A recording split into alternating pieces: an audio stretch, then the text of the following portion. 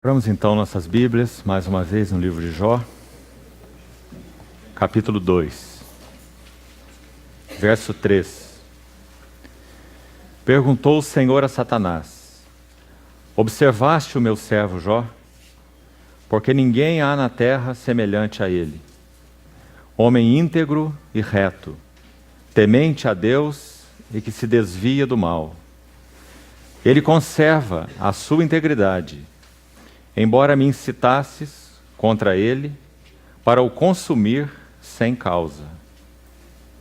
Então Satanás respondeu ao Senhor: pele por pele, e tudo quanto o homem tem dará pela sua vida.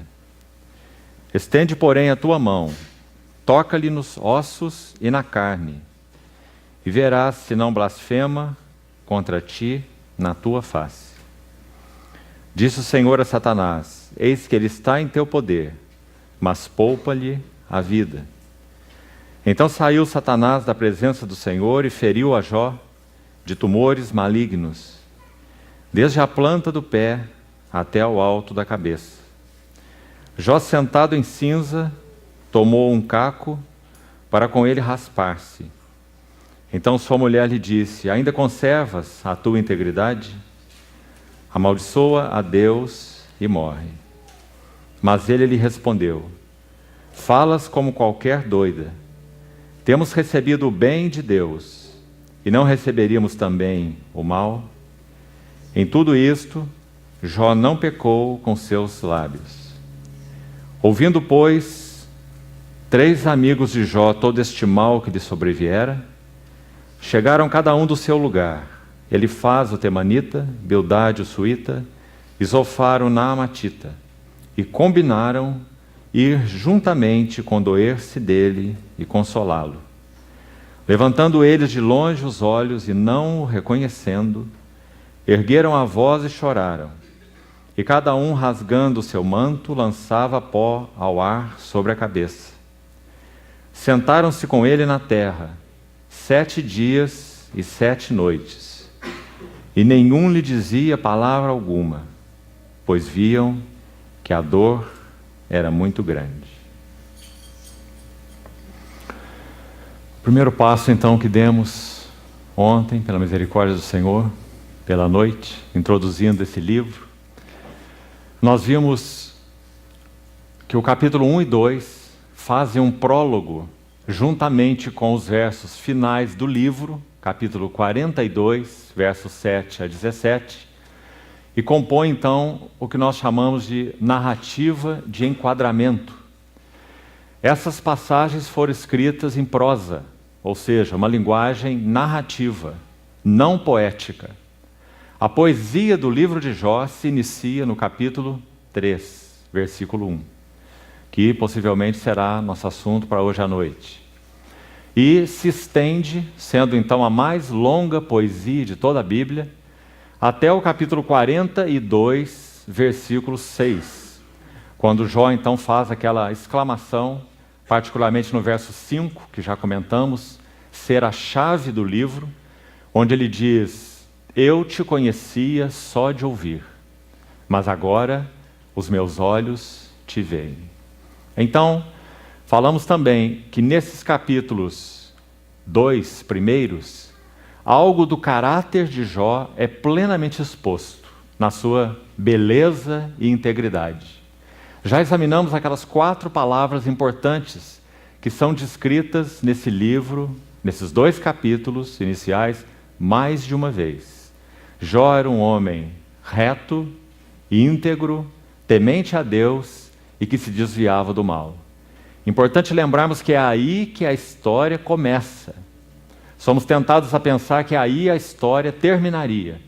Se ele é um homem reto assim, se ele é um homem justo assim, é um homem que teme a Deus dessa maneira, que tem um entendimento da vontade de Deus, que é sensível aos caminhos de Deus, como já vimos ontem. E se Jó é aquele que vive em santidade, se desvia do mal, podemos pensar que aí a vida e a jornada de Jó com Deus está se concluindo. Mas não apenas nós pensávamos, ou poderíamos pensar assim. Jó pensava assim. Ontem nós vemos um verso no capítulo 29, versos 3, 4, quando então ele vai rememorar sua vida passada. E ele diz: quando a amizade de Deus estava sobre a minha tenda, e quando eu estava nos dias do meu outono, em algumas versões, o meu vigor. Jó achava que esse outono de sua vida era o final da sua jornada com Deus. Mas nós vimos que, em função do que Deus trabalhou com Jó, Jó não estava nada além da sua juventude espiritual. Agora, queridos irmãos, desde já podemos guardar em nossos corações que a ideia de perfeição na Bíblia não é estática. Não é questão de seguir um curso linear e chegarmos a um ponto no final de um curso linear. Perfeição na Bíblia é dinâmica e não estática. Há um verso interessante, vamos apenas citá-lo, Filipenses 3,14. Quando Paulo fala que ele prosseguia para o alvo e respondendo ao chamado daquele que ele descreve como sendo o sublime, a sublimidade do conhecimento de Cristo Jesus, o meu Senhor, pelo qual perdi todas as coisas, Filipenses 3,8. Quando ele segue nessa sequência e chega ao verso 14, ele diz: eu prossigo para o alvo, para o prêmio da soberana vocação de Deus em Cristo Jesus. Aquela palavra soberana, ela também pode ser literalmente traduzida do texto original como sendo ascensional. Uma vocação ascensional. Então, claro, nós podemos imaginar, e se o Senhor permitir, tivermos condição nessa manhã, iremos projetar um quadro de esboço da estrutura do livro de Jó. E nós vamos ver que no capítulo 38, quando chegarmos lá, não é assunto para agora, Deus se revela a Jó do meio de um redemoinho. Extremamente interessante essa figura, porque sabemos que um redemoinho, por um lado, ele é destrutivo. Por onde ele passa, tudo se destrói. Por outro lado, em outro aspecto, o redemoinho eleva aquilo que está na terra para o céu. Então, quando Deus se apresenta em um redemoinho para falar com Jó, esse redemoinho é uma figura exata do que Deus estava fazendo na vida de Jó. Por um lado, Jó estava experimentando de uma maneira agonizante o aspecto da destruição. Aquele redemoinho passou na vida de Jó e colocou tudo de pernas para o ar. Por outro lado, quando Deus dá 2 rodadas desse redemoinho, capítulos 38 e 39, nós temos a primeira rodada. Depois há um intervalo, quando Jó responde e declara algo ao Senhor.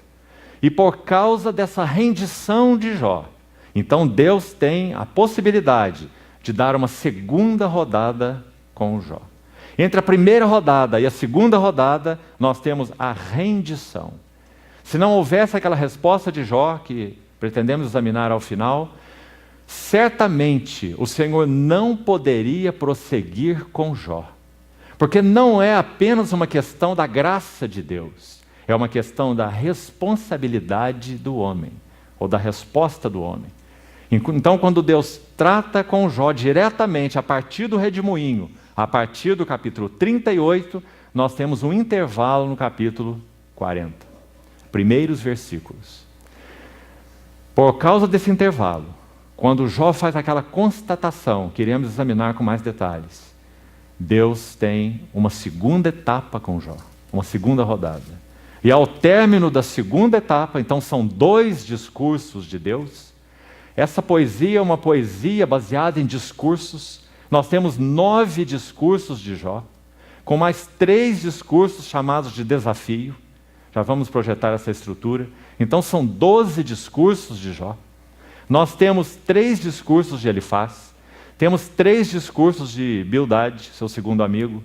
Temos 2 discursos de Zofar. Temos 4 discursos de Eliú. Então o livro de Jó é um livro de discursos. E como nós vemos, o último que fala é Deus. O silêncio de Deus no livro de Jó foi verdadeiramente ensurdecedor para Jó.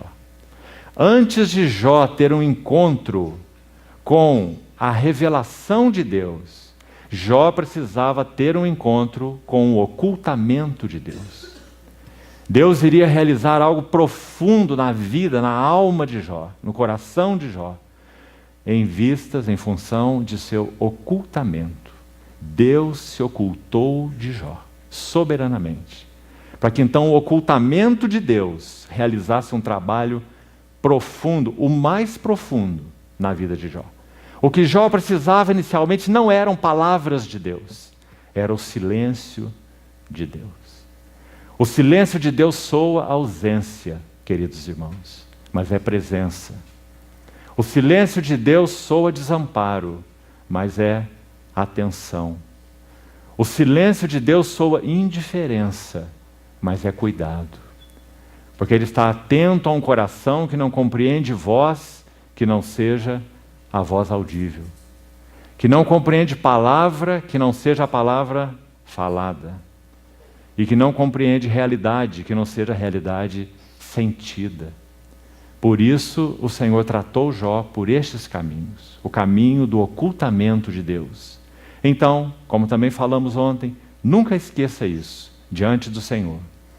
Se nós queremos saber como Deus está escrevendo seu poema em nossas vidas, nós precisamos conhecer o primeiro dos 5 livros poéticos. E não apenas por ser o primeiro, mas porque também é a maior poesia de toda a Bíblia. Como temos confirmado quando estudamos Jó, as palavras de Isaías 55, versos 8 e 9, quando Isaías diz assim: eu é que sei que pensamentos tenho a vosso respeito, pensamentos de paz e não de mal. Tudo que Jó podia ver era o mal que afligiu sua vida. Mas Isaías está falando em nome do Senhor, dizendo que os pensamentos do Senhor para seu povo são pensamentos de paz e não de mal. E ainda Isaías prossegue: para lhe dar o fim que desejais, porque os meus pensamentos são mais altos do que os vossos pensamentos, e os meus caminhos mais altos do que os vossos caminhos. Louvado seja o Senhor.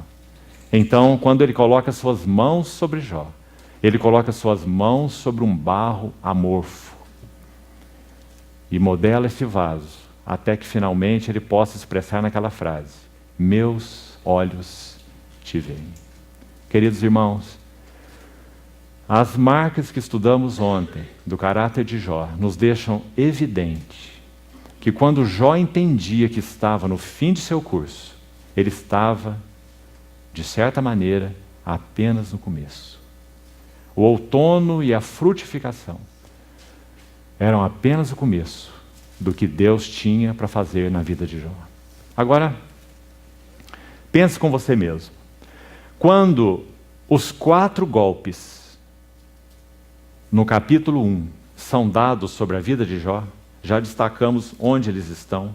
Capítulo 1, versos 15, 16, 17 e 19.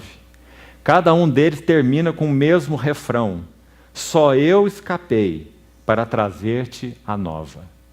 4 golpes catastróficos, humanamente falando, na vida de Jó. Em um só dia, ele perde 10 filhos e perde todos os seus bens. Interessante que na Bíblia, bens tipifica aquilo que temos e obviamente fala dos nossos dons. E filhos na Bíblia tipifica aquilo que somos ou nossas virtudes. Em um só dia, Deus tocou nos dons de Jó e Deus tocou nas virtudes de Jó. Onde nós vemos os dons de Jó? Sua esposa, seus 10 filhos, seus bens, dons num sentido mais amplo. Onde nós vemos especificamente as virtudes de Jó, como dissemos, representada pelos seus filhos, que representa aquilo que somos, virtudes.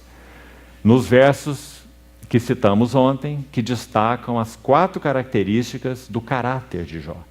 Quais eram, em resumo, as virtudes de Jó?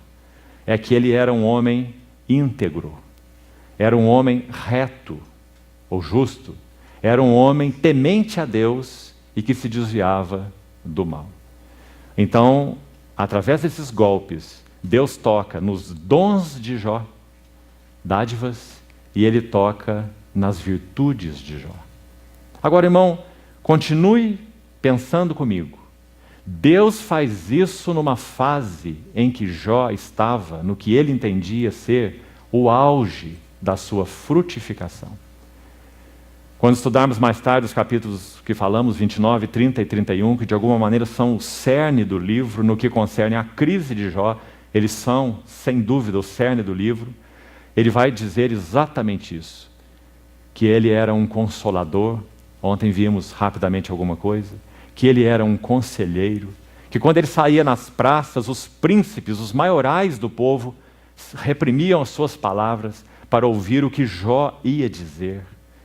Ele se assentava como um príncipe, nas palavras dele, entre as suas tropas. Esse era Jó, no auge da sua frutificação.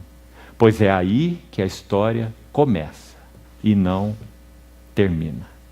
Então, queridos irmãos, essas coisas são fundamentais. Por isso, esses 2 capítulos, prólogo, dessa narrativa de enquadramento, são tão importantes.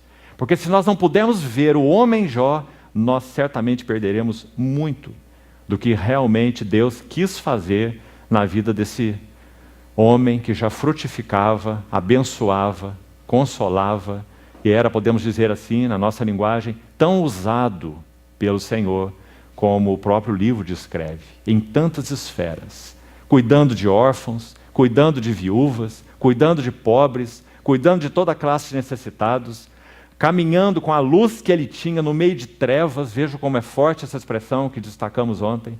Não é qualquer um que caminha no meio de trevas, cheio de luz. É dito que o nosso Senhor caminhou assim. Ele é o servo do Senhor que andou em trevas, sem luz nenhuma, e ainda assim confiou em o nome do Senhor e se firmou sobre o seu Deus. Já falamos ontem que expressão paralela é usada com relação a Jó. Ele estava avaliando a si mesmo e dizia: eu caminhava em trevas, porque a luz de Deus estava sobre a minha cabeça. Então, queridos irmãos, se perdermos essa avaliação, não apenas que, digamos, a história dá, mas que Deus dá a respeito de Jó. É Ele quem diz: observaste meu servo Jó? E então as 4 características são citadas, da boca de Deus mesmo. Então não temos nenhuma dúvida que Jó não era um infante espiritual, mas que Jó certamente estava numa fase de plena frutificação, quando Deus o tocou. Importante lição. Então, sigamos um pouco mais. Ontem não pudemos ver nem em resumo as 6 cenas, e vamos procurar encerrá-las agora, e se pudermos avançarmos até um pouco mais. Ontem nós vimos apenas a primeira cena, dos versos 1 até o verso 5, então não vamos repetir nada. Já citamos algo nessa introdução que fizemos, onde então o caráter e algumas características de Jó são expostas. Depois nós temos uma segunda cena, confira por favor na sua Bíblia, iniciando no verso 6, num dia em que os filhos de Deus vieram apresentar-se perante o Senhor. E essa cena vai até o verso 12. E como falamos, é uma cena no céu, já que são 6 cenas. E ontem já citamos os versos onde elas aparecem, em que o ambiente se alterna. Por ordem, a primeira cena é uma cena terrestre, a segunda é uma cena celestial, a terceira de novo é uma cena terrestre, a quarta, que inicia o capítulo 2, de novo é uma cena no céu. Depois nós temos uma nova cena na terra, e por último, a sexta e última, os últimos versos, 11, 12 e 13, fechando aquela fase, aquela etapa em que os amigos de Jó vêm das suas regiões e se assentam ao lado dele 7 dias e 7 noites. Essa é a sexta cena do prólogo, da parte escrita em prosa. Importante então que nós conheçamos, para vermos como Deus vai começar o seu escrito poético. Queridos irmãos, em Efésios capítulo 2, um verso conhecido de cor por tantos de nós, Efésios 2:10, diz assim: nós somos feitura dele. E também acho que todos nós sabemos que a palavra para feitura ali é o poema no grego, de onde vem a nossa palavra poema.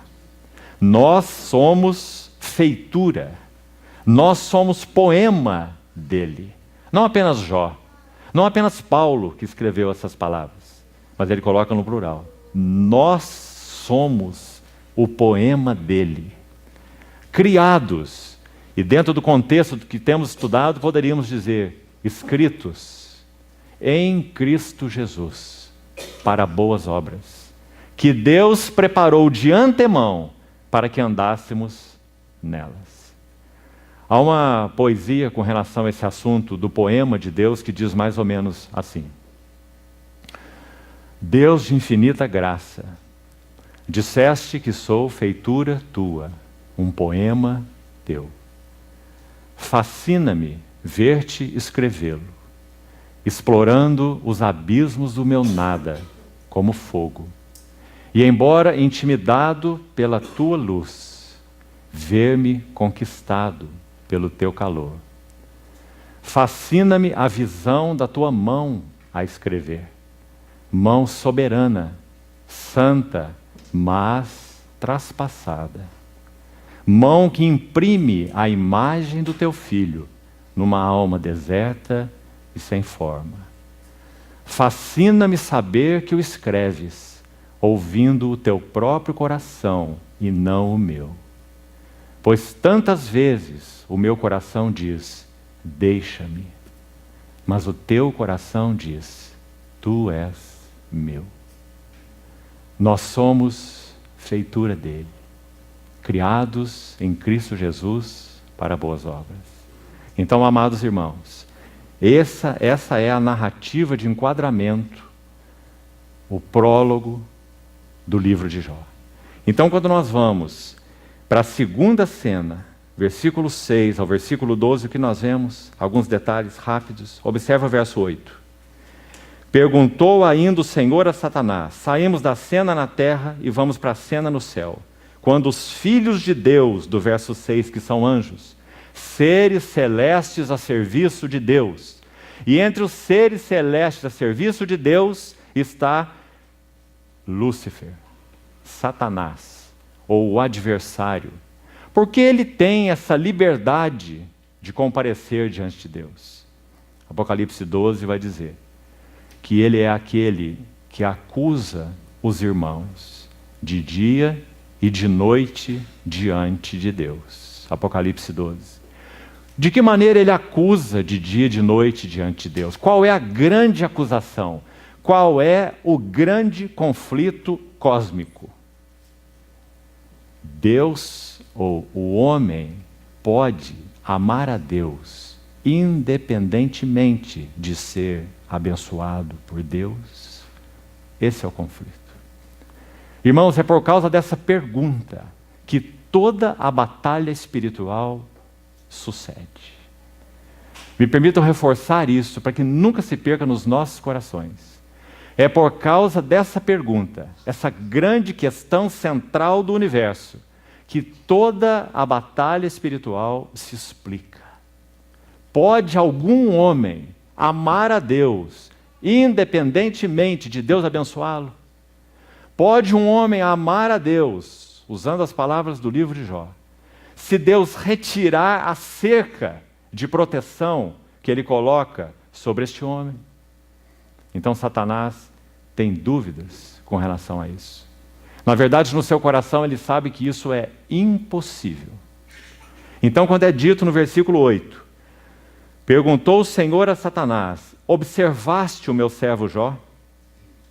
Ninguém há na terra semelhante a ele. E aquelas 4 qualidades que já estudamos são repetidas por Deus mesmo. Então responde Satanás ao Senhor: porventura Jó teme a Deus em vão? Em outras palavras, Jó teme a Deus por nada? Jó teme a Deus em troca de nada? Acaso não o cercaste com sebe? Aqui na verdade há até uma redundância de palavras. A ideia é não o cercastes com cerca, porque sebe é uma cerca. Ele está dizendo: tu, ó Deus, colocaste a tua mão sobre Jó de tal forma que ninguém pode abordá-lo. Ninguém pode tocá-lo, ninguém pode feri-lo, ninguém pode fazer nada com ele. Ele está cercado pelo Senhor, pela luz do Senhor, é o que Jó fala, inclusive, já vimos lá no capítulo 29. Ele está circundado pela amizade do Senhor. Ele está guardado com prosperidade e com saúde, e é exatamente aí que posteriormente Jó vai ser tocado. Prosperidade e saúde são os dois polos. Então essa é a acusação de Satanás. Deus, se você guarda alguém de tal forma que ele prospere e de tal forma que ele goze saúde, então é claro que esse homem vai te amar. É claro que esse homem vai dar muito fruto. É claro que esse homem vai te temer, porque ele está abençoado, com prosperidade e com saúde. Então nós temos duas cenas, dois toques. A primeira, já podemos avançar aí, acho que antes de avançar, me permita ainda uma observação sobre o verso 8. Quando é dito, observaste o meu servo Jó. O que será que está acontecendo aí? Irmãos, não é exatamente que Deus esteja apontando para Satanás o Jó que Satanás não viu. Compreende? É como se Satanás estivesse desatento, ele nem se apercebeu de Jó. Então Deus diz, olha, vem cá, observe o meu servo, quanto ele é justo, quanto ele é íntegro. É impossível concluir isso pelo texto, inclusive. Não precisa nem usar a língua original. Pelo próprio texto da nossa tradução é impossível concluir. Porque quando Deus diz, observaste meu servo Jó, ninguém há na terra semelhante a ele, então Satanás já faz a sua acusação, porque ele já tinha observado o servo Jó. Ele não diz, não, eu não vi nada sobre esse homem, me apresente esse homem, para que eu o conheça. Ele já havia posto seus olhos sobre esse homem. Importante. Aliás, há uma versão em inglês, a versão AV, Authorized Version, que traduz esse termo assim: puseste o teu coração contra o meu servo Jó? Puseste o teu coração contra o meu servo Jó? Essa é a pergunta de Deus para Satanás. Porque Deus sabe que Satanás já havia observado o seu servo Jó. Então, irmãos, que visão nós temos aí a respeito do conflito espiritual? Porque experimentamos essa coisa na terra que nós podemos chamar de Deus tocando nossa prosperidade. Ele nos dá prosperidade e toca a nossa prosperidade. Ele nos dá saúde e toca a nossa saúde. Qual é a explicação? A explicação é o conflito central da batalha espiritual. O homem pode amar a Deus, independente de ser próspero ou saudável. Observaste o meu servo Jó? Versículo 8. E então, ainda nessa segunda cena, uma cena no céu. Observe verso 11 e 12 com atenção. Olhe para a sua Bíblia. Duas vezes nós temos a expressão tua mão. Importantíssimo detalhe. Porque no versículo 11, Satanás está falando a Deus. Estende, porém, a tua mão. Observe. E toca-lhe em tudo quanto tem. Então aqui um toque primeiro externo, como falamos. Um toque nos bens. Um toque nos filhos. Um toque, digamos, fora de Jó. Toca em tudo quanto tem. E verás se, também guarde essa expressão, aqui está o desafio, lançado por Satanás. Se ele não blasfema, para colocarmos de outra forma, não amaldiçoa a ti na tua face. Então vamos para o verso 12, encerrando essa cena celeste. Disse o Senhor a Satanás, eis que tudo quanto ele tem está em teu poder. E já vimos que esse tudo que ele tem, na próxima cena, está aí resumido em dois aspectos. O que ele tem de bens e o que ele tem de filhos. Bens tipificando os nossos dons e filhos tipificando nossas virtudes. O que temos, dons, e o que somos, virtudes. Essas duas coisas foram tocadas. Agora, a palavra, a expressão tua mão, no versículo 11, é Satanás se referindo à mão de Deus. E a expressão tua mão, no versículo 12, é a mão de Satanás tocando a vida de Jó. Muito impressionante esses dois versos colocados juntos. Porque nós poderíamos perguntar, afinal de contas, qual mão tocou Jó. No sentido estrito e específico, a mão de Satanás. No sentido maior e mais amplo, a mão de Deus. Porque conforme falamos, a mão de Satanás não tem permissão e autonomia ou liberdade alguma de tocar a vida de nenhum dos servos de Deus. Então, quando a mão de Satanás toca Jó, verso 12 é a mão de Satanás. Por trás da mão de Satanás, nós temos o verso 11, a mão de Deus. Queridos irmãos, não há descanso e segurança mais absoluto para as nossas almas do que este, de sabermos que a única mão que nos toca, em última análise, é a mão do nosso Senhor. Mão soberana, santa, como disse o poema, mas traspassada. Não apenas mão que é soberana e santa, mas é aquela mesma mão que foi traspassada. Essa é a mão que nos toca. Use o Senhor o que Ele quiser usar. Ele não usa apenas Satanás. Ele usa o mundo, Ele usa as circunstâncias, Ele usa até mesmo os nossos irmãos para tocar nossas vidas de modo transformador. Se fôssemos dar, e vamos dar, como já fizemos em outras oportunidades, um título para o que estaremos compartilhando em todas essas sessões, esse título seria O Redemoinho Transformador de Deus. O livro de Jó é uma história do redemoinho transformador de Deus. Deus vai tirar Jó de um nível de perfeição e vai conduzir Jó a um nível superior de perfeição. Porque conforme falávamos, perfeição na Bíblia não é linear, estática. Perfeição na Bíblia é um conceito dinâmico. Como sabemos? Por exemplo, 2 Coríntios 3,18. E todos nós, com o rosto desvendado, contemplando como por espelho a glória do nosso Senhor, o que ocorre conosco? Somos transformados de glória em glória, na sua própria imagem. Por isso falamos que aquela figura do redemoinho é tão significativa. Por um lado, ele é destruidor. Coloca nossas vidas de cabeça para baixo. Ele pode ser intempestivo. Em um só dia, uma catástrofe na vida de Jó. Mas esse é um lado do redemoinho. O outro lado do redemoinho é que ele eleva o que está na terra para os céus. E como Jó expressou isso? Nós já vimos. Eu te conhecia só de ouvir. Eu havia ouvido de ti. Numa outra maneira de colocar a mesma coisa. Mas agora, meus olhos te veem. Jó foi elevado de um nível de perfeição. Era perfeito ou não era perfeito? Era perfeito. Reto, justo, íntegro, perfeito, temente a Deus, se desviava do mal.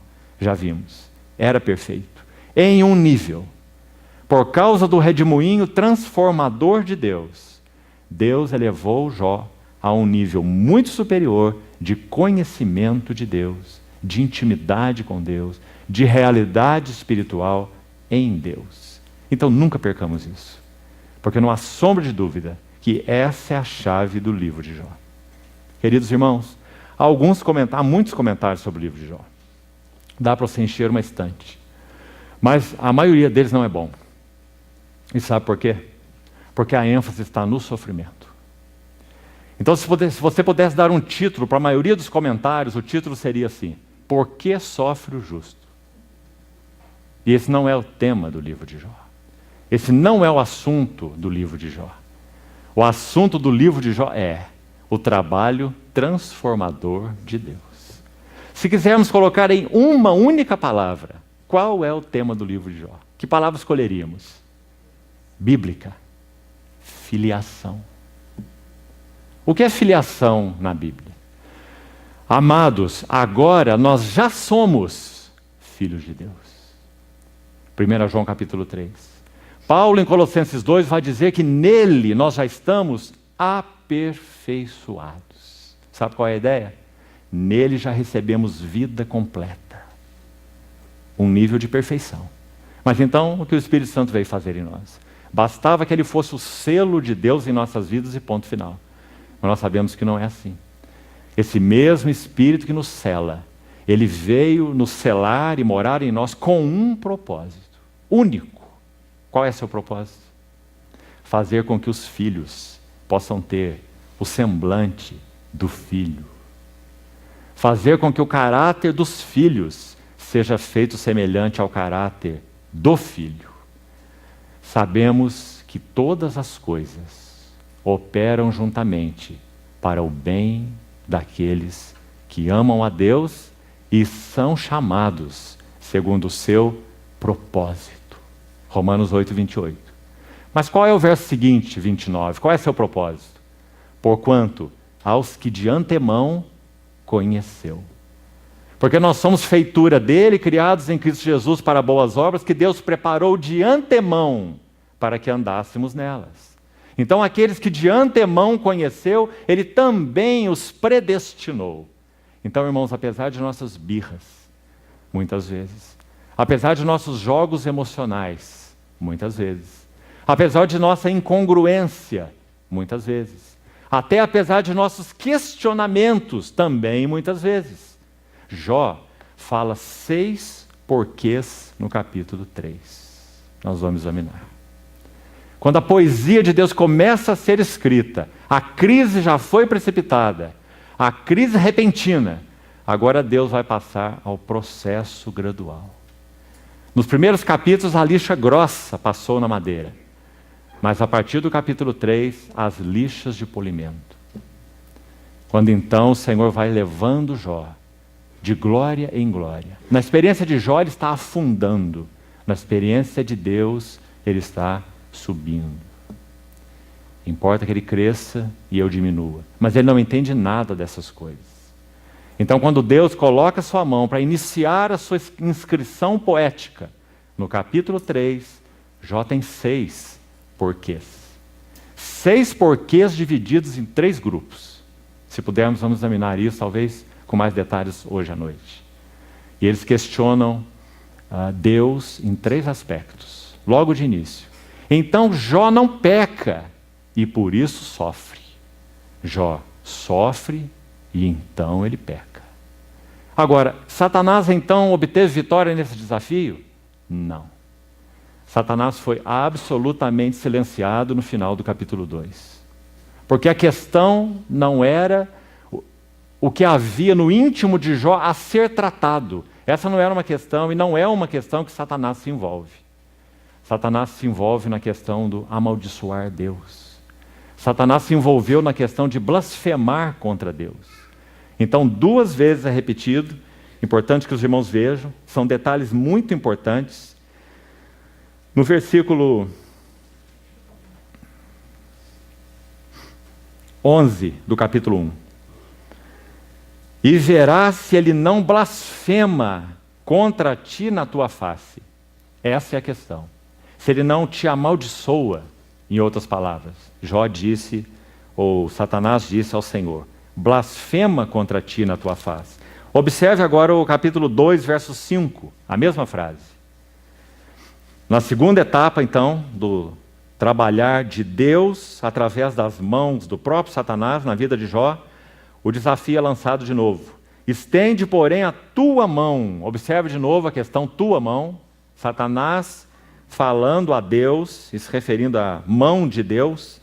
Toca-lhe, agora não é nos filhos, agora não é nos bens, agora é nos ossos e na carne, ou na saúde. E verás se não blasfema contra ti na tua face. Esse é o ponto.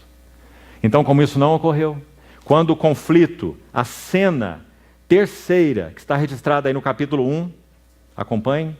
No capítulo 1, essa cena inicia no capítulo 13, a terceira cena, uma cena na terra.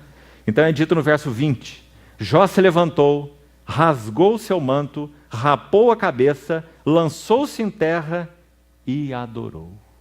E não blasfemou ou amaldiçoou a Deus. Mesma coisa nós vemos no capítulo 2, verso 10, aqui estamos encerrando a quinta cena, capítulo 2, verso 10, falas como qualquer doida, temos recebido o bem de Deus, não receberíamos também o mal?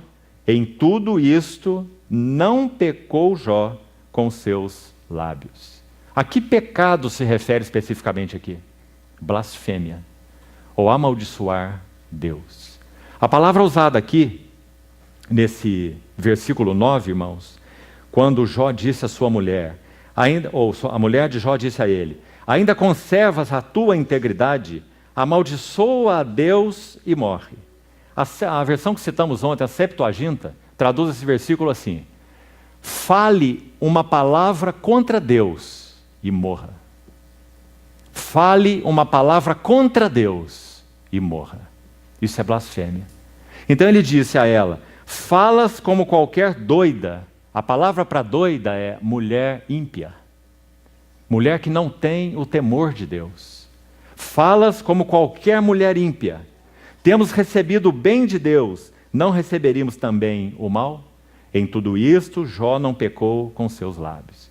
Importante reforçarmos então essas duas etapas aí e a reação de Jó para nós entendermos por que o inimigo foi silenciado.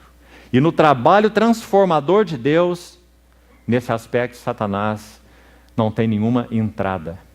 Aquela crise foi precipitada, o assunto de amaldiçoar Deus e do blasfemar contra Deus foi resolvido, o assunto de amar a Deus por causa dos benefícios de Deus também foi resolvido. Guarde isso também em seu coração. Não está envolvido mais esse assunto. Nós vamos ver quando estudarmos o livro. Jó adorou a Deus, Jó disse, recebemos bem dele, então recebemos mal dele, nu eu saí, nu eu voltarei, e bendito seja o nome do Senhor. Então Jó recebeu do Senhor, assim o mal como o bem. Essa não era a questão. E ele não amaldiçoou Deus, ele não blasfemou contra Deus, mas havia algo na alma de Jó que precisava ser trazido à luz, exposto. Embora ele não tenha amaldiçoado Deus, ele não deu um contra-testemunho da sua fé, vamos dizer assim na linguagem do Novo Testamento.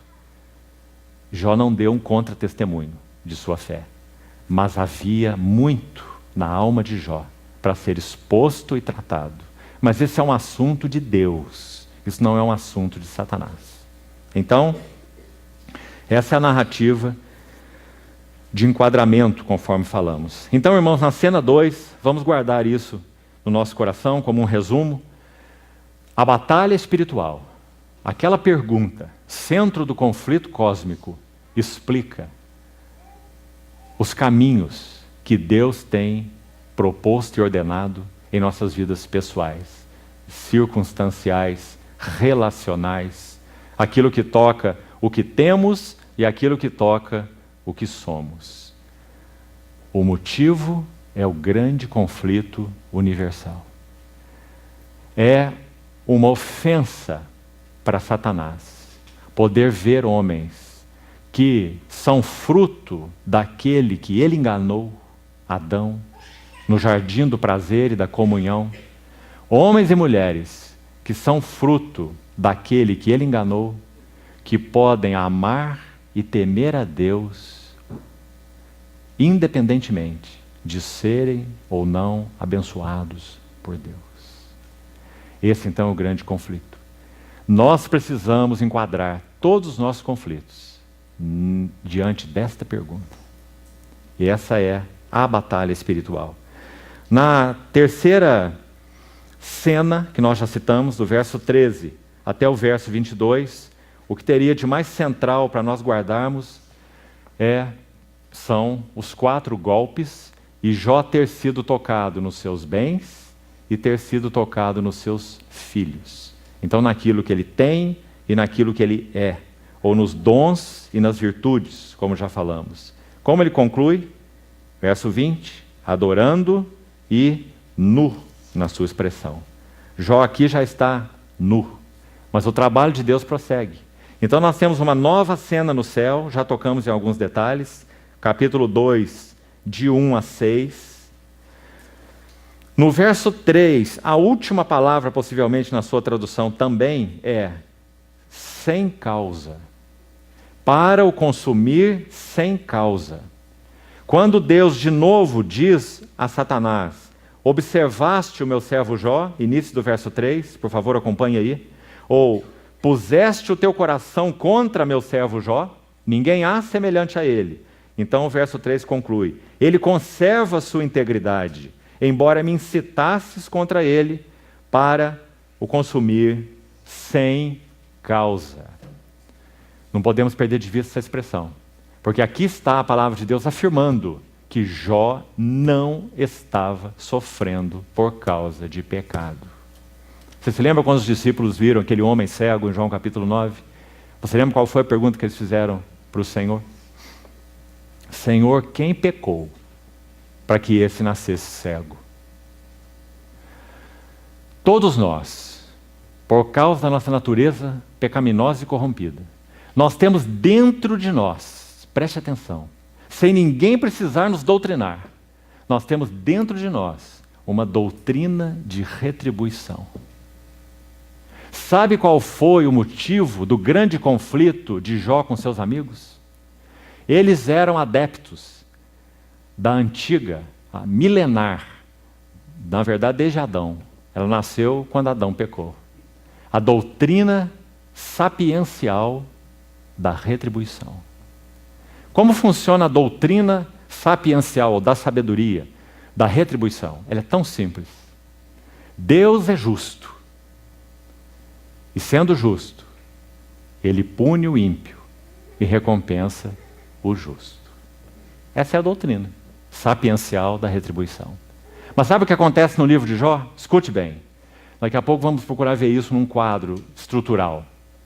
Há 3 séries de discursos no livro de Jó, do capítulo 3 até o capítulo 28. 3 séries de discursos. Já você vai ver o esquema.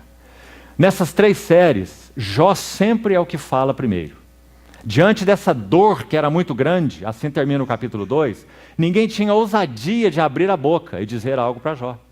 Seus amigos assentaram com ele 7 dias e 7 noites. Alguns dizem que só podia ser amigos. Se fossem amigas, nunca aconteceria isso. Não é? 7 dias e 7 noites. Esses amigos de Jó ficaram absolutamente calados. Isso realmente é algo impressionante. E por que eles ficaram calados? A última palavra do verso 2, do capítulo 2, vai explicar. Olhe, por favor. Pois viam que a sua dor era muito grande. Então eles não ousaram abrir sua boca. Irmãos, abrir a boca para falar o quê? Jó tinha perdido 10 filhos. Jó estava um tumor ambulante. A palavra caco, no capítulo 2, verso 8, localize aí. Jó sentado em cinza tomou um caco. Está vendo essa palavra aí? Se há alguma tradução que diz caco de telha, pode descartar, porque não é isso que diz o texto original. Pelo contrário, há um erudito bíblico chamado Fawcett, e ele diz que essa palavra específica, se você consultá-la lá, caco, se refere a um instrumento específico usado para raspar feridas purulentas. Porque a ferida era tão asquerosa que não se podia tocar com a mão. Então havia esse instrumento específico, um raspador. Hoje há um instrumento médico semelhante para curetagem, né? Que a ferida é tão asquerosa que ela tem que ser raspada com um instrumento específico. Então Jó, de alguma maneira, alcançou esse instrumento para fazer a raspagem das suas feridas. Tão asqueroso ele estava. Quando seus amigos o viram, o que eles fizeram? A atitude oriental de desespero. Eles viram Jó, nem o reconheceram.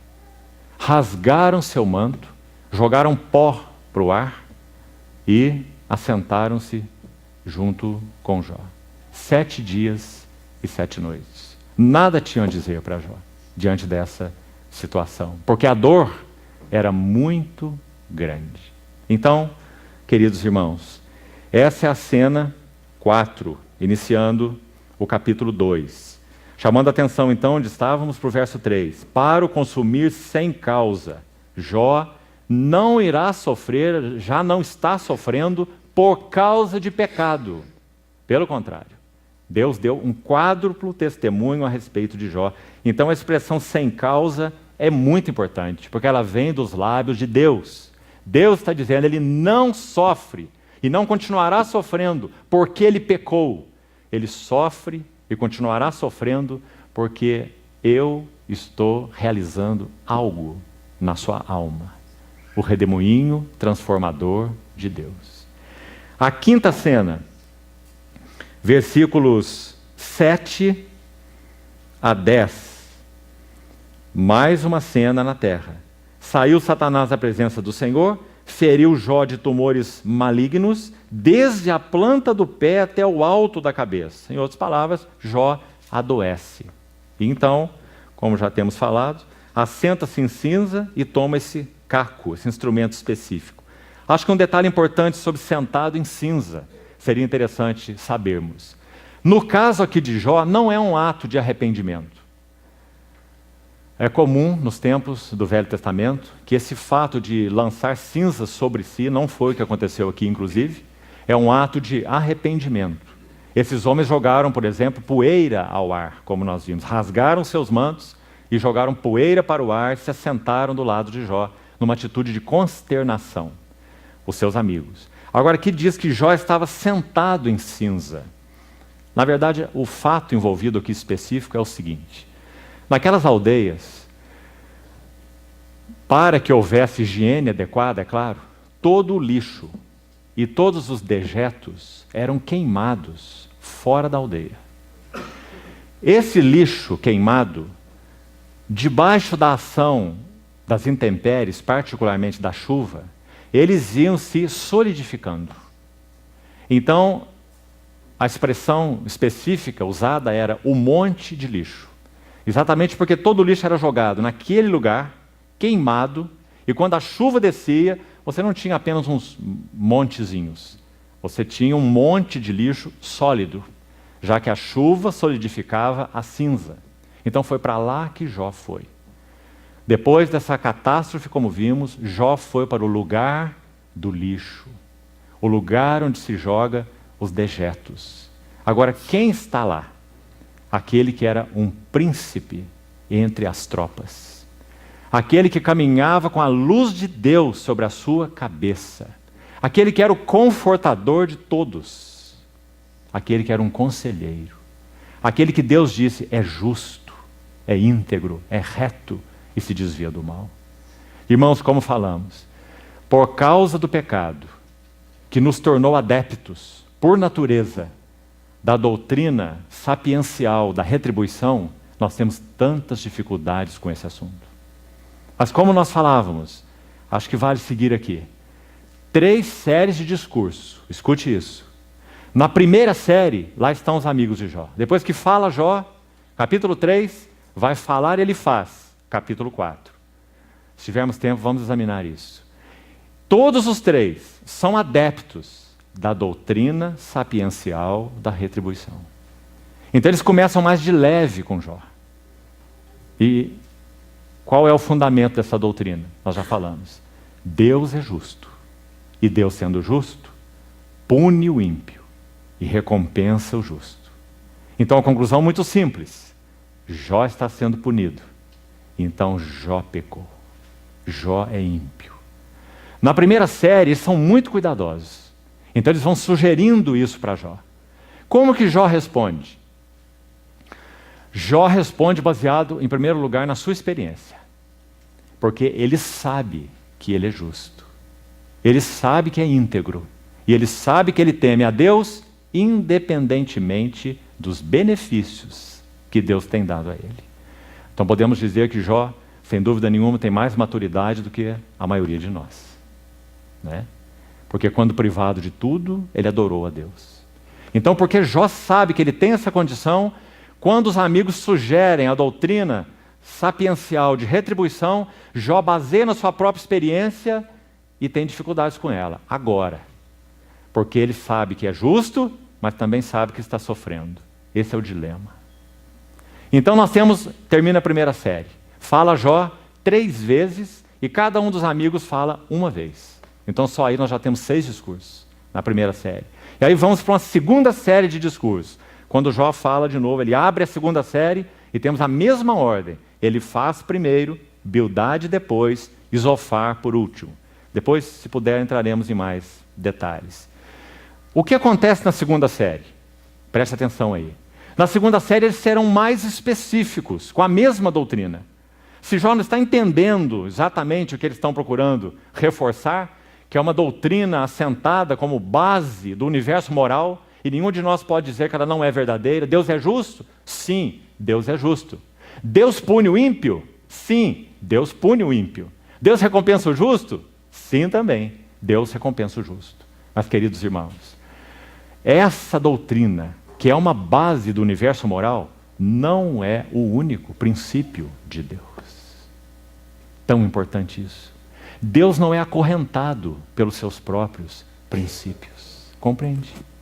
Se Deus estivesse acorrentado pelo princípio da doutrina sapiencial da retribuição, ele não poderia tratar com seus filhos como tratou com Jó. Mas Deus não está acorrentado aos seus princípios.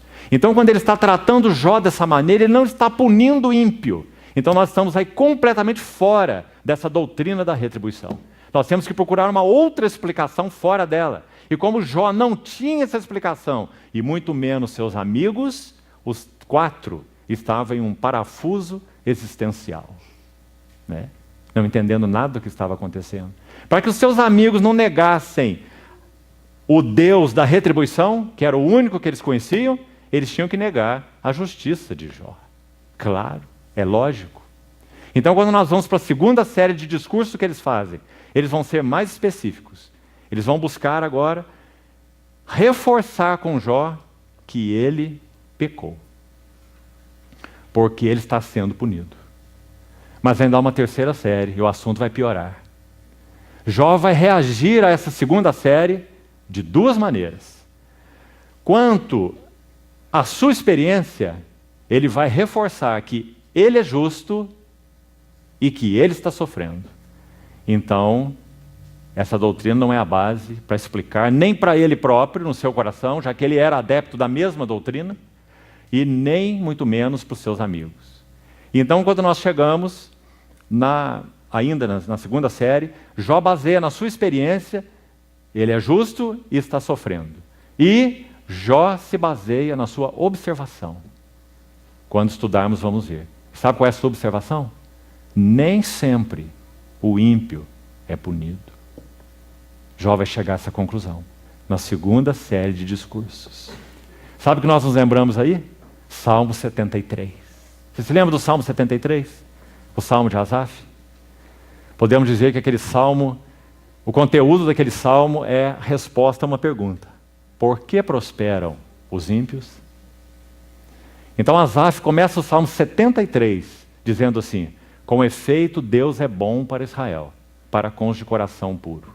Ele começa o salmo com a conclusão, como já acontece com outros salmos. E aí ele vai dizer o que aconteceu com ele.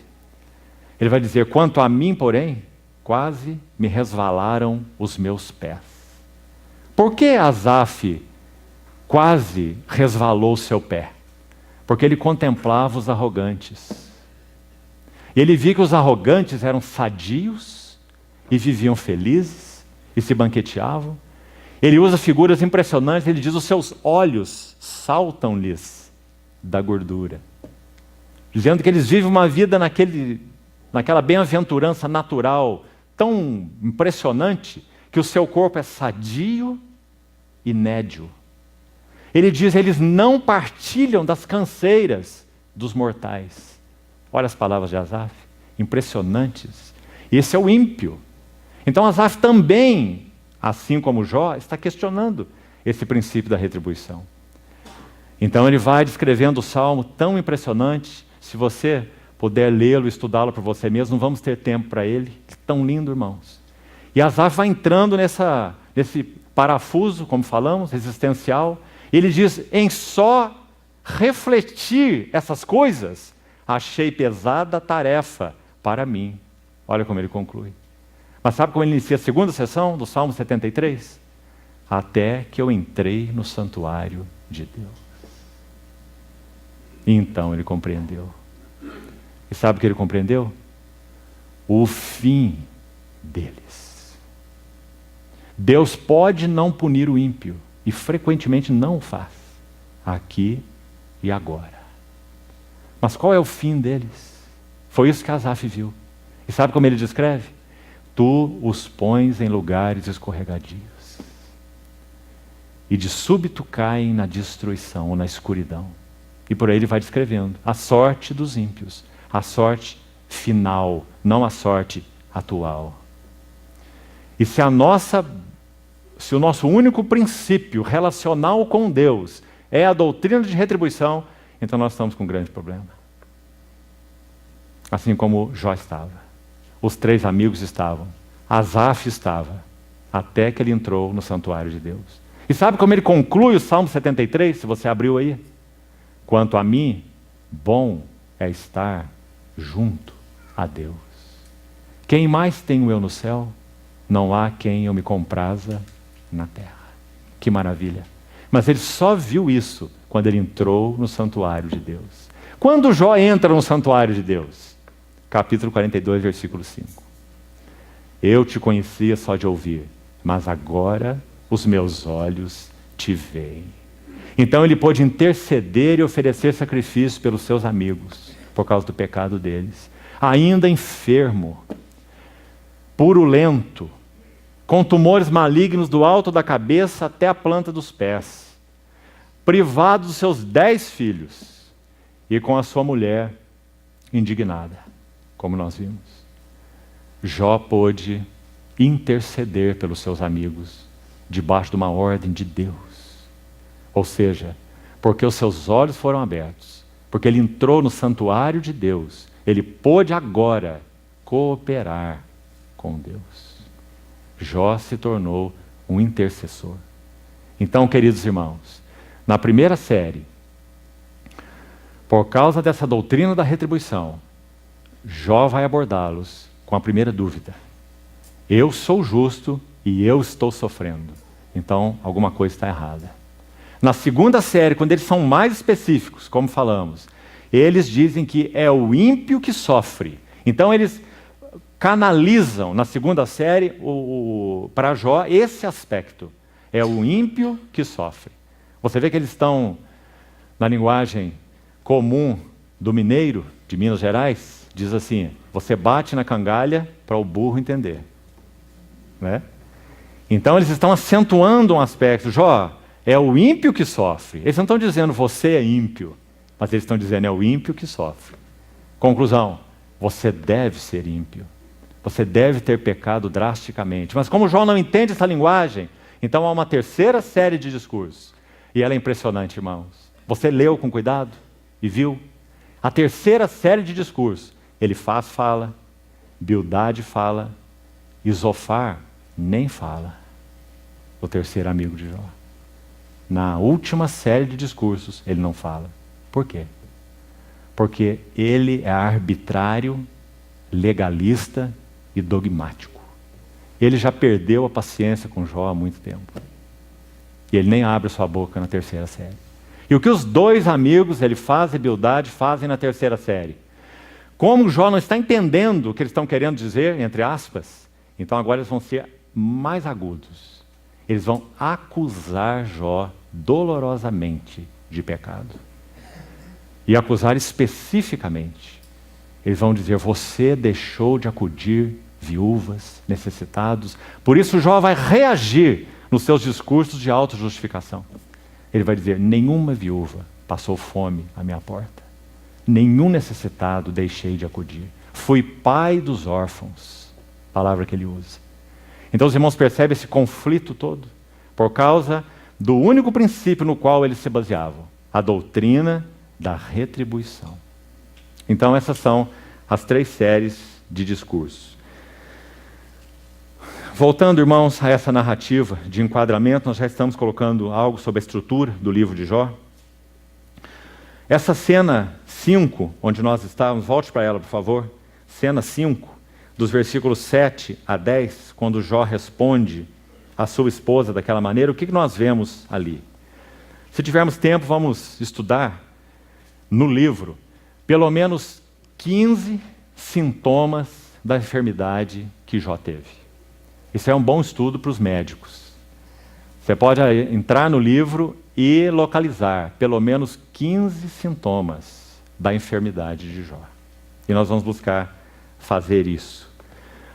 Essa expressão que nós vimos que a esposa de Jó diz a ele, muitas vezes se faz, é comum que se faça, brincadeiras aí com a esposa de Jó, né?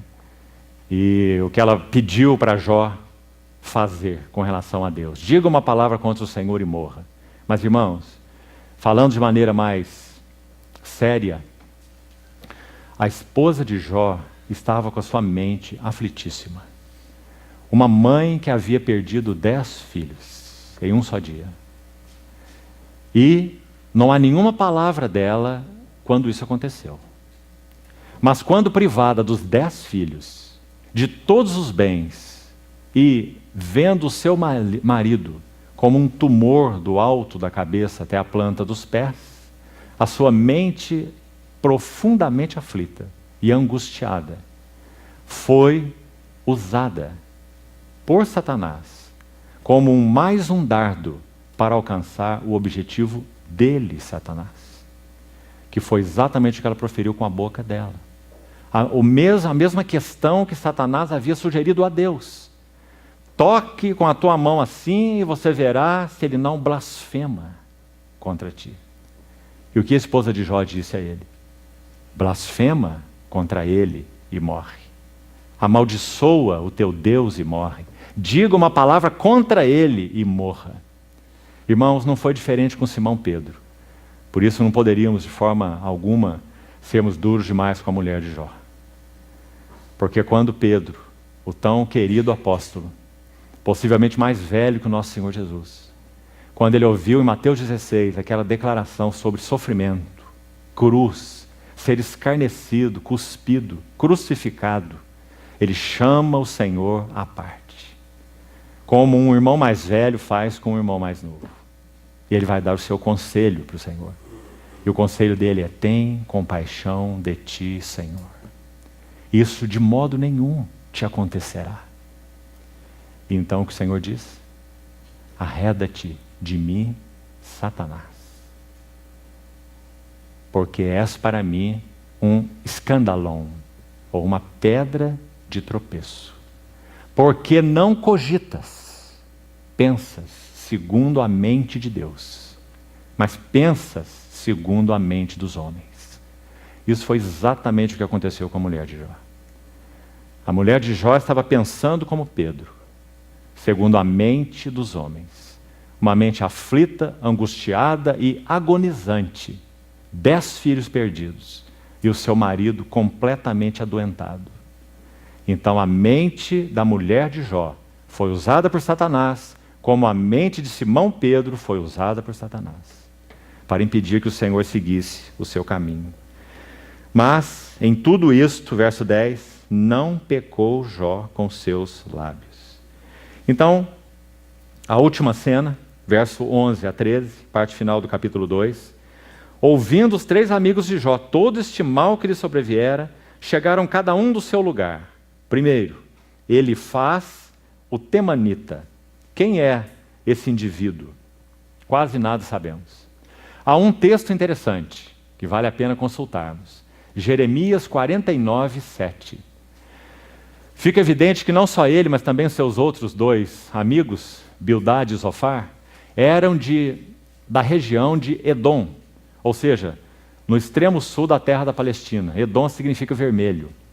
E aquela região ao sul da Palestina, os que estiveram lá já viram, aquela região de terra vermelha, de montanhas vermelhas, a região de Edom, ou de Esaú. Então, em Jeremias 49, versículo 7, há uma pergunta ali. Se não há mais sabedoria em Temã. E o Senhor está falando a respeito de Edom. Veja Jeremias 49, 7. É uma palavra a respeito de Edom. Então há uma pergunta aí. Não há mais sabedoria em Temã? E Temã é a cidade de Elifaz, é o temanita.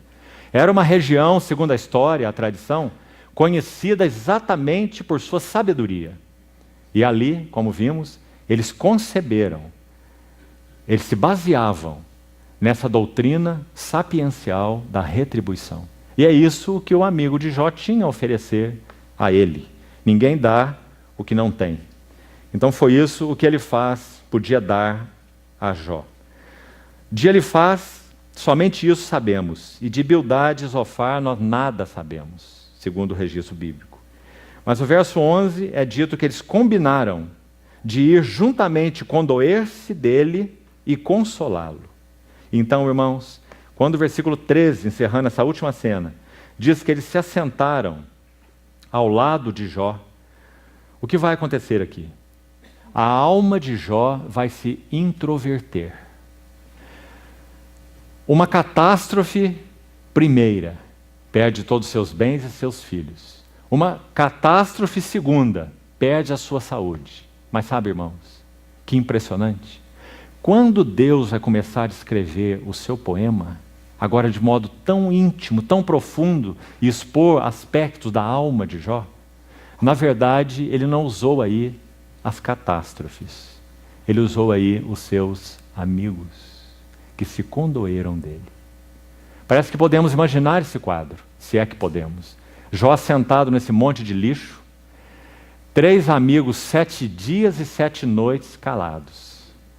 O que será que Jó estava vendo nos olhos deles? Muito provavelmente, se nós olharmos os discursos deles, nós vamos ver que Jó estava vendo acusações nos seus olhos.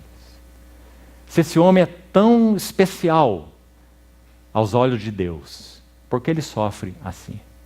Por que essa miséria ambulante? Esse que era um príncipe do deserto. Então esses 7 dias calados, 7 dias e 7 noites, nós podemos imaginar, a espada de Deus estava agora penetrando lentamente a alma de Jó. 7 dias e 7 noites. Até então que Jó começa a falar. E quando ele começa a falar, irmãos, ele não amaldiçoa Deus.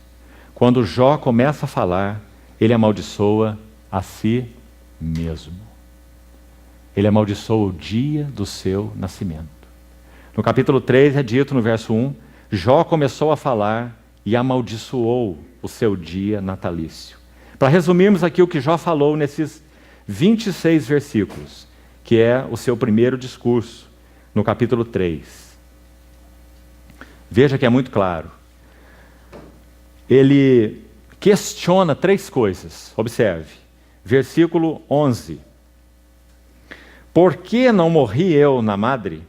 Esse é o primeiro porquê de Jó. O segundo. Por que não expirei ao sair dela?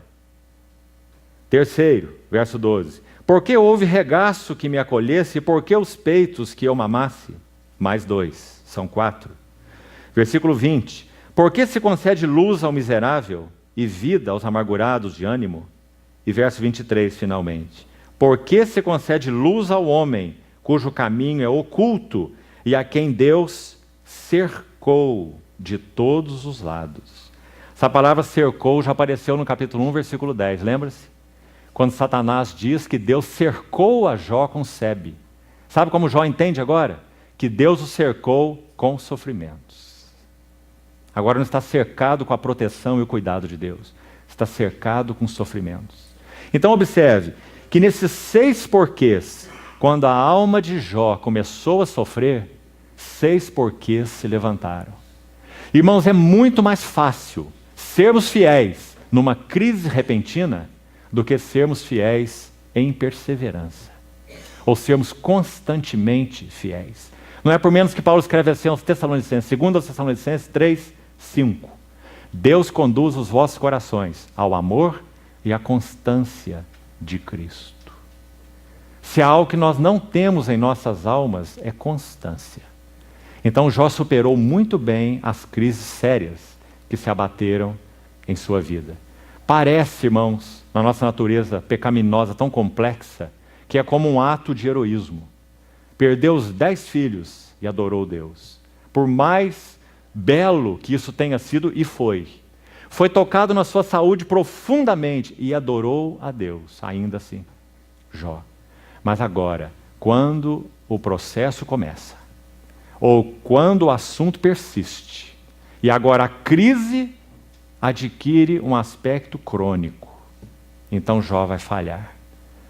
Ele vai falhar, mas aquele que não falha, continuará com as suas mãos sobre Jó, para que Jó seja conduzido ao zero, porque a falha de Jó é o sucesso de Deus.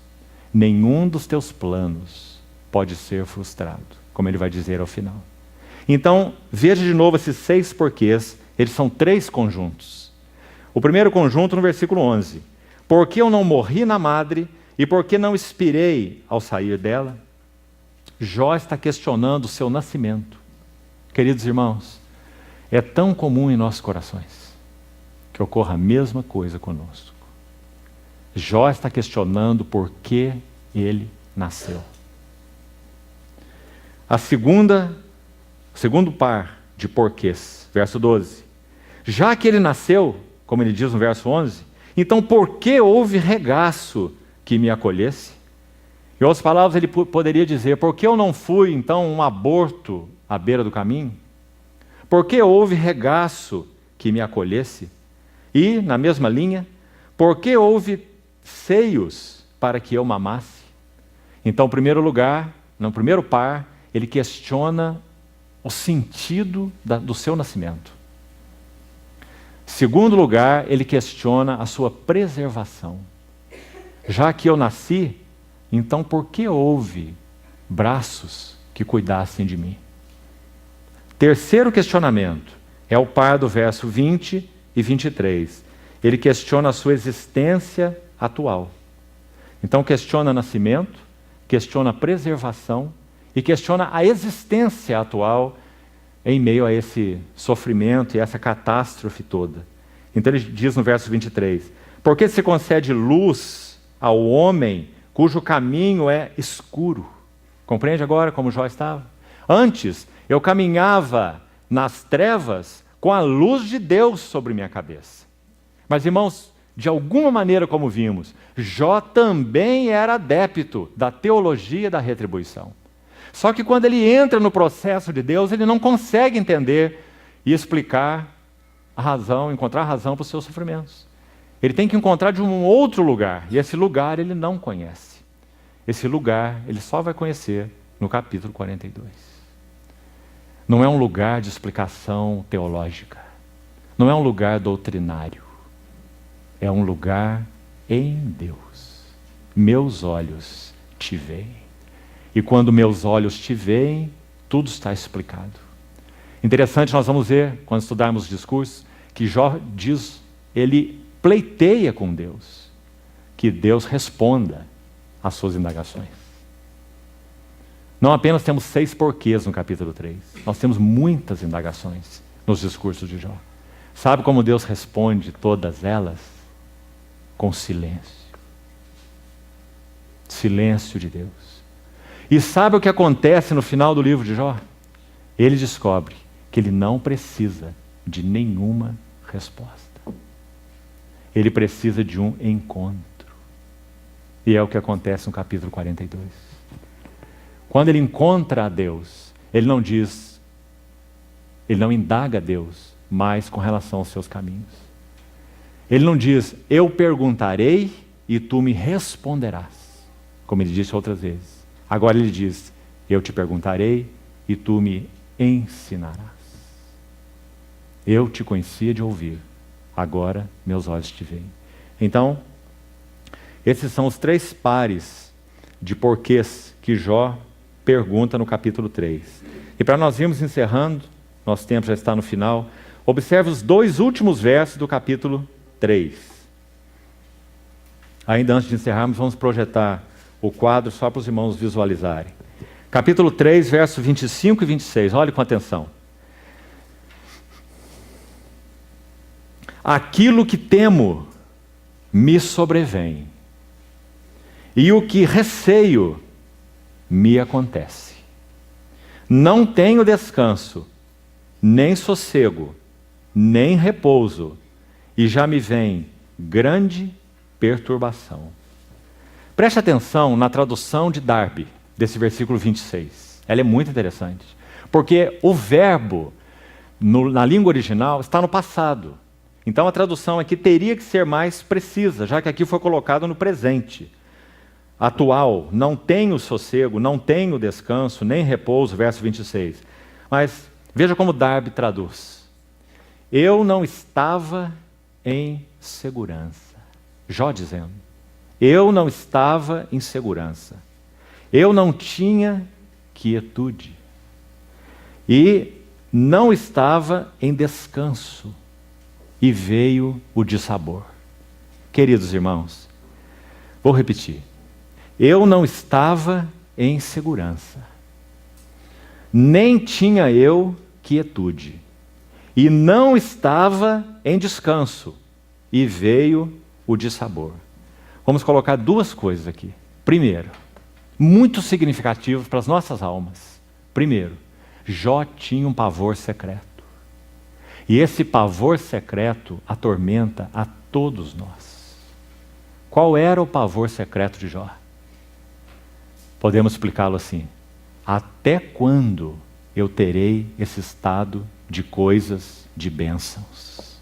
Até quando? Esse era o pavor secreto. Por isso ele diz, o que eu receio, verso 25, me sobrevém. O que ele receava?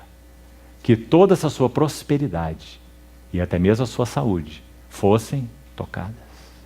Então o que eu receio, agora me sobrevém.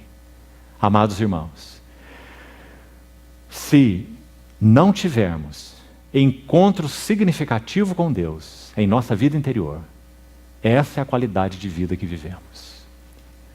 Um pavor secreto. Até quando irá essa minha condição de bênçãos? Até onde irá a minha prosperidade? Até onde irá a minha frutificação? Até onde irão os meus dons? Até onde irão minhas virtudes? Até onde irá esse estado de bênção atual? O que eu temo me sobrevém. E a segunda questão, paralela, inquietude.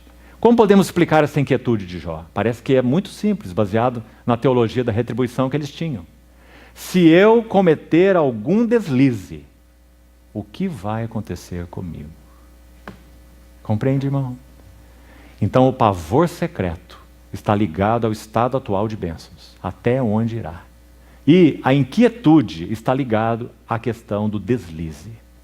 Se eu de alguma maneira ofender a Deus, mesmo que levemente, o que há de acontecer comigo? Agora, irmãos, como podemos seguir com Deus com um pavor secreto e uma inquietude dessa magnitude? Claro que nossas vidas estariam paralisadas com Deus. Então, qual a conclusão que chegamos? A vida de Jó estava paralisada com Deus. A não ser que Deus o tocasse. Por que Deus o tocou? Para tirar Jó da paralisia espiritual. Era uma paralisia de luz, era uma paralisia de frutos, era uma paralisia de bênçãos. Essa era a sua paralisia. E Deus o tocou para que a sua jornada com Ele prosseguisse. Bendito seja o Senhor. Porque se Ele olhasse para os nossos próprios temores, Ele nunca nos tocaria. Ele queria tirar de Jó o seu pavor secreto. Irmãos, e Ele tirou de uma maneira tão maravilhosa. Porque como vimos, quando chegamos ao final do livro, lá está Jó nas mesmas condições. 10 filhos perdidos, saúde perdida, tudo perdido. Mas está vendo a Deus com seus próprios olhos, intercedendo por seus amigos, sendo um cooperador de Deus naquilo que Deus queria fazer. Seus amigos precisavam de intercessão para serem recuperados, para não serem julgados por Deus. Jó se postou como um cooperador de Deus. Depois disso, como diz uma versão muito acertadamente, a versão revista e corrigida, virou o Senhor o cativeiro de Jó. Quando? Quando este orava pelos seus amigos. Que história, irmãos. Então que o Senhor nos ajude realmente a considerar o que essas coisas significam na nossa própria experiência. Nós temos um pavor secreto? Será que temos? Até quando nosso estado atual irá? Até quando estaremos cercados de filhos? Até quando estaremos experimentando prosperidade material? Até quando estaremos experimentando saúde? Nós temos esse pavor secreto? Jó o tinha. Nós temos uma inquietude paralisante. Se eu cometer algum desvio, o que Deus vai fazer comigo? Quanto a sua mão vai pesar sobre mim? Jó tinha essa inquietude. Então, Darby traduz assim: eu não estava em segurança. Como pode alguém que tem luz de Deus sobre a sua cabeça a ponto de caminhar pelas trevas não se sentir seguro? Como pode alguém que abençoa todos não se sentir seguro? Como pode alguém que consola a todos não se sentir seguro? Quando nós fazemos isso, qual é a nossa tentação? Deus está amarrado comigo, porque eu o sirvo, porque eu sou bênção para outros, porque Deus tem usado a minha vida. Isso tem um nome: egocentrismo. Então Deus colocou sua mão em Jó por causa deste motivo. Jó precisaria descobrir que quando uma videira dá fruto, o propósito dela ainda não foi cumprido. Jó estava no seu outono, frutificando, mas o propósito de Deus não estava cumprido. O fruto deveria ir para o lagar, para que o vinho fosse produzido. Então, quando nós olhamos o capítulo 42, lá nós temos o bom vinho. Alguém que conhecia a Deus face a face, não apenas ouvindo falar. Então, assim termina o capítulo 3. Escute, irmão, uma frase de um poeta cristão, escreve lindas poesias, chamado Theodore Eliot. Ele disse assim: para chegares onde não és, precisas percorrer um caminho no qual não és. Para chegares onde não és, precisas percorrer um caminho no qual não és. Compreendeu o que ele quis dizer? Importa que ele cresça e que eu diminua. Se tivermos tempo, o Senhor nos permitir chegarmos ao fim do livro de Jó, nós vamos ver exatamente entre o primeiro e o segundo discurso de Deus, dos capítulos 38 a 42, são 2 discursos e há um intervalo no capítulo 40. Jó faz uma confissão. Sabe qual é? Eu sou indigno. Eu sou vil. Parece uma confissão tão maravilhosa. E sim, ela tem sua beleza. Mas quando Jó diz, eu sou vil, perceba, ele ainda é alguma coisa. De alguma maneira, ele ainda está olhando para si mesmo. Mas quando Deus dá mais uma rodada e usa a figura daqueles 2 animais, colocando lado a lado com Jó. Jó era o Behemoth. Jó era o Leviatã. E quando Deus conclui seu trabalho na vida dele, ele não diz, eu sou vil.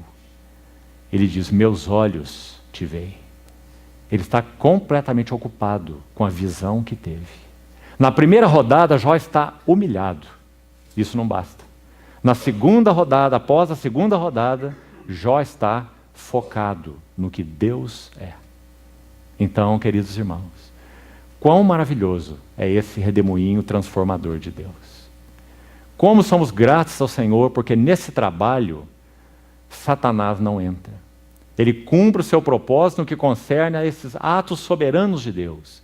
Mas esse trabalho fino da alma, esse dispor os nossos corações na luz do Senhor, esse é feito pelo Espírito Santo e só por Ele. A espada que vai penetrando os nossos corações. Então, vamos concluir por aí. Paulo, em 1 Coríntios 10, 13, disse assim: não vos sobreveio tentação ou provação que não fosse humana, mas Deus é fiel e não permitirá, veja a força dessas palavras, Ele não permitirá, e Ele é o único soberano, Ele não permitirá que sejais provados além das vossas forças, mas juntamente com a provação vos proverá livramento. Livramento para o quê? Para escapar da provação? Não. Paulo diz, vos proverá livramento para que a possais suportar. Nós vamos ver mais tarde essa palavra vinda dos lábios de Eliú para Jó, porque Eliú tipifica o Espírito Santo. Então Eliú vai dizer que Deus livra o aflito através da sua aflição, por meio da sua aflição. Que maravilha, irmãos. Só Deus poderia realizar um trabalho assim em nossas almas. Então, conforme o quadro foi projetado aí, nós fizemos esse quadro para trazer alguma clareza sobre a estrutura do livro. Então, o tema do livro de Jó, o redemoinho transformador de Deus. Deus quebranta Jó por esse caminho que é um princípio de Deus, não há outro caminho. Se apenas sofrimento atuasse em nossas vidas, nós teríamos que dizer que sofrimento tem efeito transformador. Mas se o sofrimento tivesse efeito transformador, quanto mais as pessoas sofrem, elas teriam que se tornar melhores. Mas o que acontece com a maioria dos casos é que quanto mais as pessoas sofrem, piores elas se tornam. Mais amarguradas, mais introvertidas, mais amargas. Quebrantamento não é sofrimento. Quebrantamento é uma conjugação de sofrimento mais a palavra de Deus. Jó sofreu, sofreu e sofreu, mas enquanto Deus não falou com ele, Jó não pôde ser transformado. O livro de Jó, então, começando o redemoinho, claro, de baixo para cima, há uma primeira série, são do capítulo 3:1 até o capítulo 11:20, porque o redemoinho está subindo. Então a primeira série de discursos vai do capítulo 3:1 a 11:20. A segunda série, 12:1 a 20:29. E aqui, terceira série. Então ascensional, primeiro, segundo e terceiro. A terceira série, capítulo 21:1 até 28:28. Depois nós temos 3 discursos de desafio de Jó.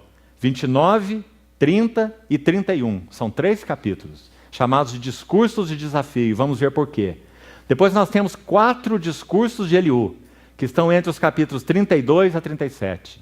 Depois nós temos 2 discursos de Deus, com um intervalo entre eles que nós já comentamos. E por último nós temos o novo Jó. Agora os meus olhos te veem. Então basicamente essa é a estrutura do livro de Jó. Vamos concluir por aqui então, por agora. Vamos orar ao Senhor ainda, antes de terminarmos.